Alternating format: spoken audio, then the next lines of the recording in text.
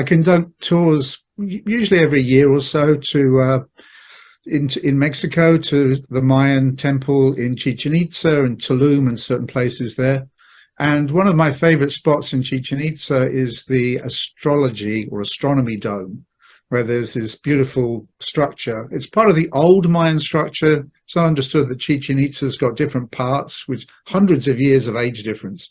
But the most ancient part includes the Astrology Dome. And they used to have special ablutions before they go in, because it was religious to go in there and then to be detecting what energy is coming with what planet, with what star. And if we go to the Magi in Persia, like that Christian idea of the Magi following the star.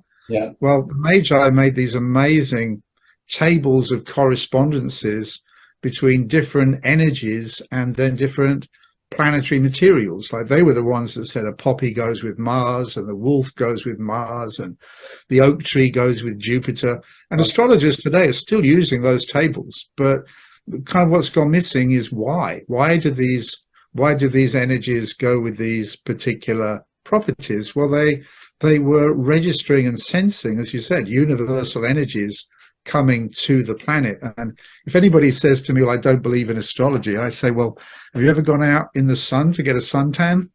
That's astrology. That's the power of the sun coming to the planet. Have you ever gone to the seaside and watched the tide coming in?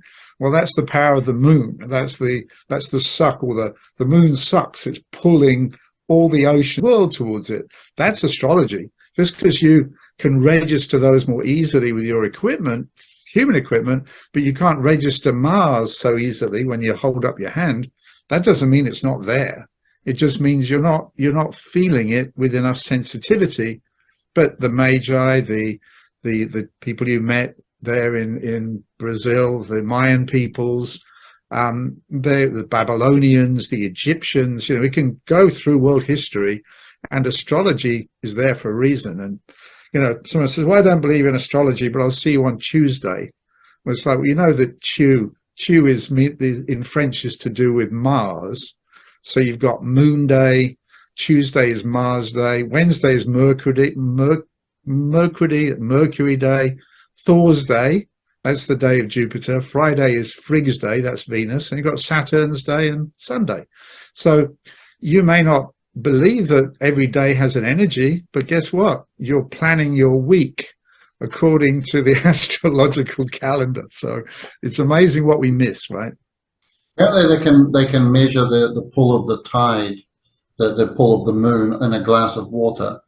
It's very, very subtle, but they can measure it as the moon moves. That it has an effect, very subtle effect on water. But if you think of those big bodies of water being pulled by the moon, and then you think that we are ourselves largely liquid, the moon is affecting us. And again, we're not growing up with a sensitivity to radiations. We don't get raised in the culture today with a sensitivity. It really, particularly since the Industrial Revolution, more machines, roads laid down, cities forming up, and such a bombardment of noise and different types of more aggressive, low frequency radiation that we're pretty much shut down. And normally when you have a holiday, you go somewhere, when you're just starting to feel better and open up and relax, and you've kind of got your balances back, it's about time to go back to work again. Yes, that's right. To the city again.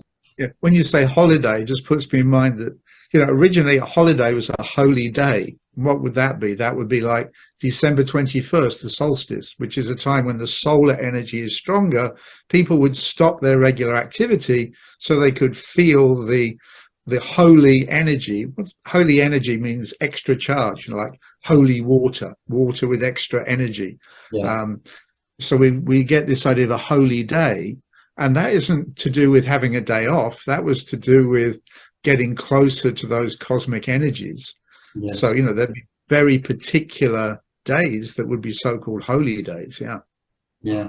Unfortunately, again, how many people think like that, because it's so much has become ceremonial. And as you said about the days of the week, it's Sunday. Nobody really thinks Sunday. It's there in our face, but it's become almost unplugged. It's almost like we ourselves have become unplugged from the cosmos and from the planet. And before the Portuguese arrived in Brazil, for example, there were hundreds of thousands of for example, Indians. Particularly, there was two basic tribes, one running along with lots of sub-tribes running along the coast, and then there was a whole lot of variation of tribes in the interior. But there were hundreds of thousands. But suddenly you've got an invisible agent got presented, just like we suffered recently with the COVID. Something invisible came and decimated with the Portuguese, you know, their bacterias, and decimated the population. And it never got back to same with these. And then with some laws and care, and it built up to, but nothing like what it was.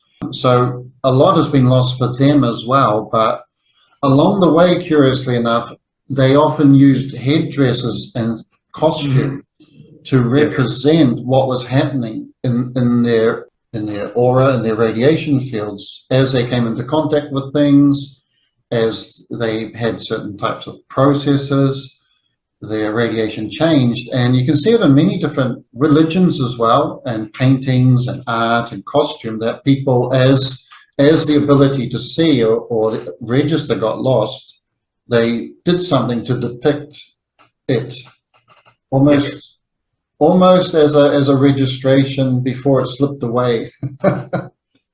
So here, I thought I'd show a couple of those images. You sent me some images too. So there's a couple of yours and a couple of mine. Right. We happen to both come across these particular ones of this Xingu tribe in Brazil. So I'm going to share the screen here. You'll often find in ancient Egypt, as well as tribes like this, where they emphasize is around the neck and around the head. Yes. And so there's a lot of evidence that they could see radiations in Egypt, but they didn't bother to sort of draw the whole aura or design or depict the whole aura. They went straight for the neck, you know, showing different things around the neck and things around the head. It's almost like they knew that from the neck down, we're pretty much evolved. We're pretty much formed up. You know, it's got pretty standard radiations. The heart's got a radiation, liver's got a radiation. But what can vary enormously is our emotional state, which is an energy around the neck, and our mental state, which we know there's a huge flux of difference in the way people think. So these images are amazing because they're showing in their own way. In other areas of the world, they show as a halo, right? Yeah. Well, it's also very interesting to me about the use of feathers and then coloring the feathers, because what used to be seen directly, and this is where I've literally taught like hundreds of classes of showing people how to use their eyes to see into the energy worlds. I know you've done this also.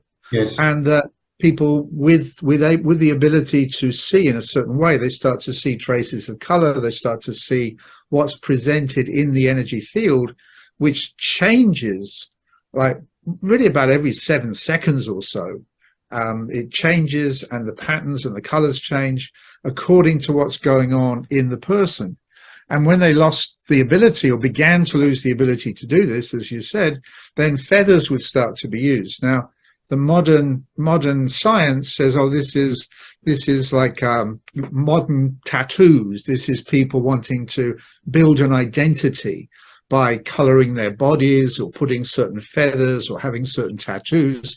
That's the modern understanding, and that's a big resurgence of tattoos in our modern age, is people wanting an identity badge.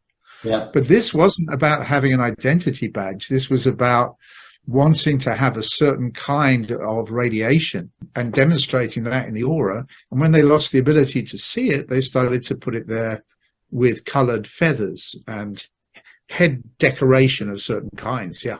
Yeah.